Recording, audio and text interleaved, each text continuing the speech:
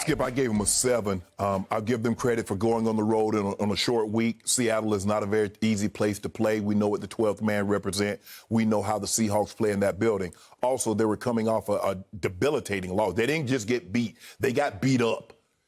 And so to go on the road on a short week, so basically all you're doing is walking through and you're going on the road and you're playing a Seahawks team. They got an impressive win on the road in San Francisco, one of their division rivals. So I give them some credit for that, Skip, but it took them a little while to get going.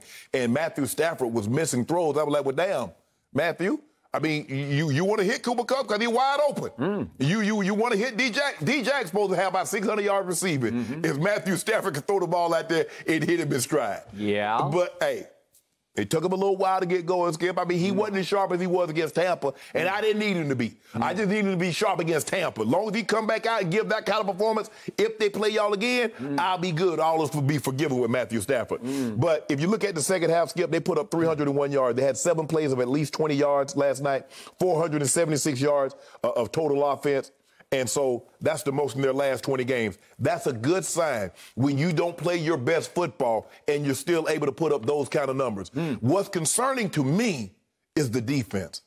Skip, that defense is not the same. And they have a lot. Skip, when I look at their safeties, Fuller and Rapp, they played really well last year. They're not playing at that level. I look at Williams, the opposite corner of Jalen Ramsey. He played well last year. He's not even close.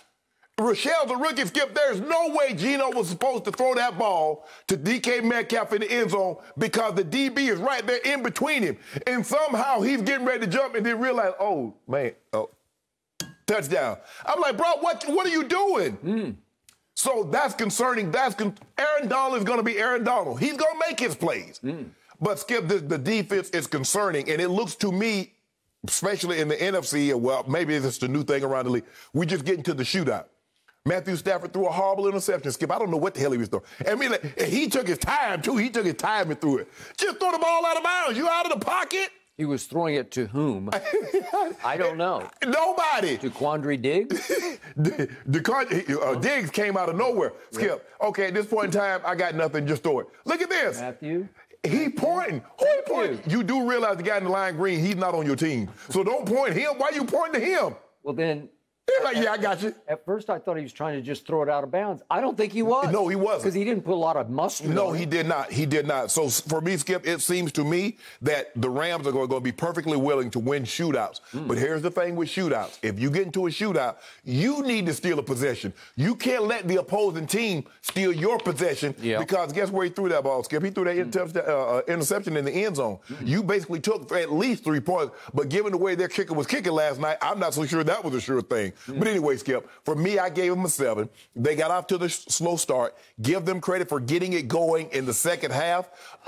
Russ had that gruesome injury. Geno came in, did a great job leading them down the field. And people are like, well, man, look at Geno. Skip, you know this.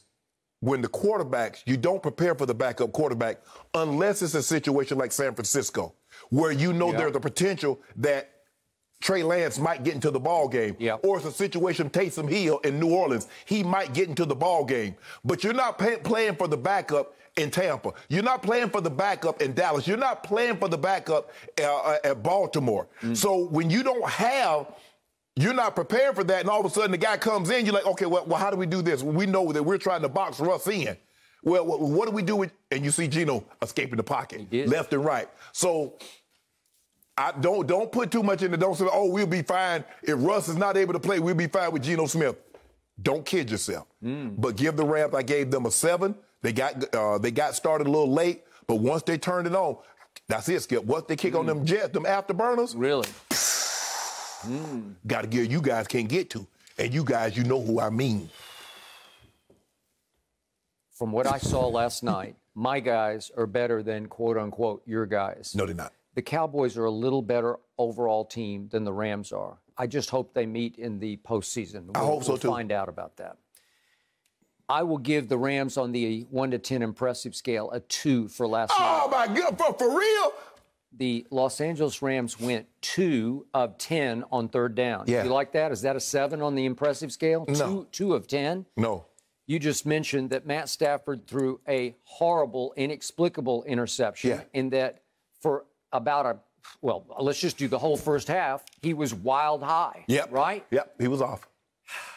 And furthermore, let's just take this in chronological order.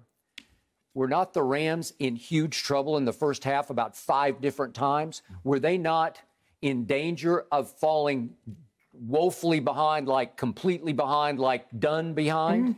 Didn't it feel that way to you?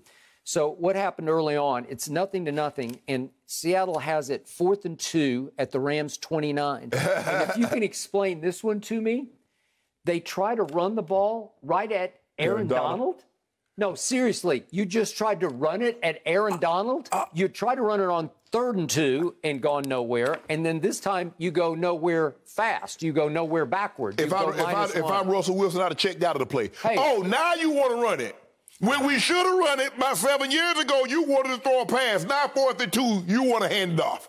What would I have done in that situation? I immediately tweeted about it, although I was so rocked it took me about 5 minutes to gather my thoughts because I kept trying to think, did I miss something here? Duh. That's what they came up with. The ball has to be in Russ's hands. Yes. You got to run some RPO, pass option. You got to let him roll. You got to give him a choice of I can keep it for 3 or 4 yards, or I can toss it for 3 or 4 or 5 yards to DK, to tight end, to whatever. You have to give him a choice. You can't just say, we're going to trick you. We're going to run it at one of the greatest defensive players in the history of the game, who, by the way, I've been hard on Aaron Donald before. I think he is having a great year because this year he's flashing to me. Last night, I've told you there have been long stretches, Cowboy games, where I've watched, and then I think, where was 99 tonight? I knew where he was last night because he was everywhere last night. You got to double him, Skip. If you don't double him, he'll wreck your shot. He has become a game wrecker because he's looking even quicker than he used to look, where he's just firing off the ball and knocking people on their backside. Okay, so I give you that much. But there was also a play, it got to 2nd and 1 at the 15, where Russ throws a touchdown pass that looked like it was going to put them up 14-3, and Dwayne Brown got called for holding on the play. I'm not sure we have this play. Yeah, we got it right there. There we are. And this, when he makes that pass, I didn't know there was holding, although Joe Buck immediately said there's a flag. But I thought it's the spin right here. He caught him. He caught him. I got it. I don't know that he didn't even have to do it though, Skip. I don't think he had to do it. I don't think it affected the outcome of the play.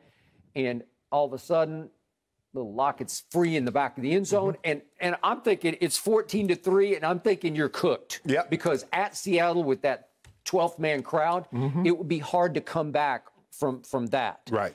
Okay. So then they turn right around and they get stuck with a 35-yard field goal by Jason Myers. That's a combination horror movie name, Jason and Myers. It's perfect for October. And what does he do? He's made 39 straight inside the 40. 39 straight field goals inside the 40. You knew he was going to miss it. Look at this. That wasn't close. He missed it from 35 yards. And I'm saying this is not meant to be. So the Rams are being let off the hook, let off the hook, let off the hook. And all of a sudden we go to halftime and Seattle's only up 7-3, correct? I'm not impressed. Then we come out in the 3rd quarter, and what does Stafford do? Once again, for it feels like the 6th or 7th time, he woefully underthrows D-Jack. It's so underthrown that it's perfect. And he was not trying to back shoulder this or underthrow it on purpose. It was just way underthrown. And Deshaun says, oh, thank you, because nobody is better at tracking the football than Deshaun. Hey, he is really good. He'll find it and go get it wherever it is. And it's hard to do. But that Jamal Adams, he talks a big game, but you got to make that play. Well, Skip, Jamal is a box safety. Skip, he's more of a I got it, but you don't want Skip. You don't want Jamal Adams that far down the field. I will buy that. Honey Badger, fine. I can live with that, but not him. But still, you got to find the football and at least challenge it. And he not only did he slow up and come back and catch it, but then they're both just falling all over themselves. And he ran out of gas. He just completely ran out of gas going sideways. But at least he got it all the way down to what? He got it all the way 12. down to, there you go. And it was the game breaker. A terribly underthrown ball. And seriously, I've seen, 6 or 7 of those to Deshaun? But to give him credit, Skip, he did hurt his his index finger on his throwing hand. So maybe that had something to do with it. Okay, maybe it did. But now we get to the other injury suffered by the other quarterback of similar caliber, right? Yes. Okay, so it's 7:17 left in the third, and here's the Aaron Donald throw. And by the way, Aaron Donald saved the day on that one, because if he doesn't hit hands with Russ had to kind of pull the string a little bit on it, and he had to release it a little higher than he wanted to. Lockett's gone again. Yep. And he airmailed him because of 99. Yep. 99 stopped. He thwarted that play to me, right? Okay, so Russ hits hands. Remember, Russ has never missed a start in 10 years. Right. That's how you want to talk about durable. Whew. So you could see his, and it looked just like it was dislocated. Right. Didn't it? Yeah, it did. Except Pete Carroll said afterwards it was like a severely sprained. That didn't look sprained to me. No, that like it's dislocated. Okay. So Matthew Stafford had a dislocated forefinger on his throwing hand. Right. This is the middle finger on your throwing hand. Right. And yet Russ came back for a series and threw a little swing pass on third down, but Pete Carroll said he just didn't look right. So I believe it was Pete's decision. Right. You stay over here with me, because they had some back and forth, and it looked like Russ is like, but I want to go back in.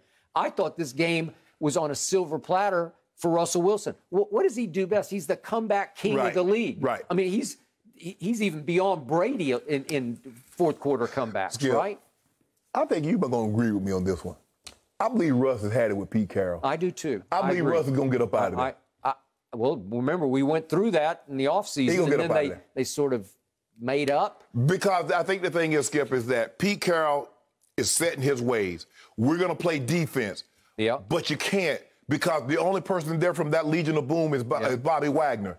You're trying to play that style. You don't have a beast mode. Now you need to let Russ be Russ. You're trying to run the football. Okay, you get down in the ball game. And by the way, if you had a healthy Chris Carson on the fourth and two, okay, I got you. Right. But you don't have a healthy Chris Carson. So what's the point of that? I don't know what. And then Skip, that defense isn't good anymore, Skip. Okay. In fact, it's now on a historic pace. Yes! It's given up 451 yards a game, and with the extra game, if it stays on that pace, they're going to set the record for yards allowed. And remember, Skip, they were on that pace last year. They turned it around like the last half of the season and ended up winning the division. Carroll's calling card is defense. Yeah. He's like Belichick. He runs the defense. Right? So interesting. Yeah, I think Russ has had enough. Russ has had enough with this. Okay.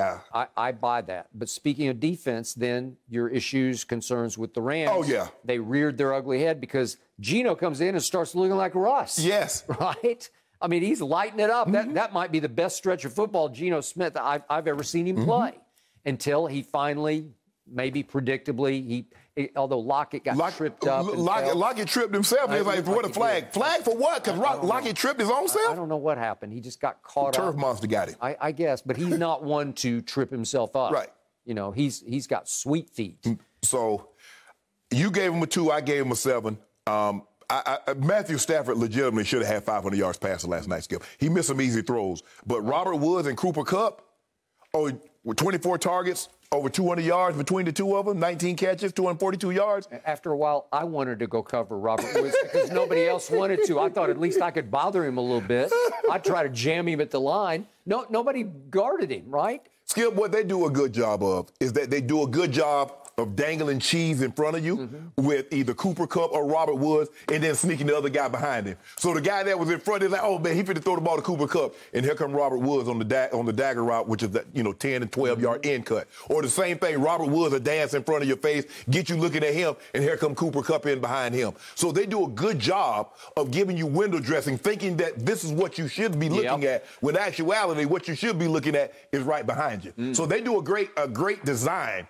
I mean, Cooper Kupp, that should have been a 70-yard touchdown, the one he slid and caught on Matthew Stafford. Another underthrow. Are you sure Matthew Stafford is that guy? I keep asking that question. I'm not sure.